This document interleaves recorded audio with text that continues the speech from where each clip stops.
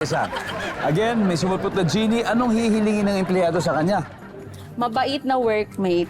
Workmate, yan.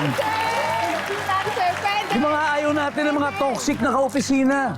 Di ba? Gusto natin good vibes parate sa ating workplace. Nandyan ba ang mabait na workmate? Wala. Nazia. Eto.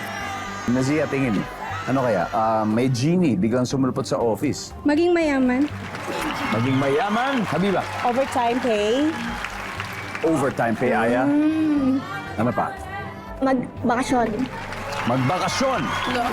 Okay, Queenie, so may mga suggestions sila. Pero isang tamang sagot lang from you. Ano kaya? Alin kaya sa sinabi nila or may sarili kang sagot? May genie. Biglang sumulpot sa office mo. Ano kaya ang hihilingin ng empleyado sa kanya? Maging CEO. Wow! Ma-promote or may pa-promote sa CEO. Why not? Diba? Gawin mo akong boss!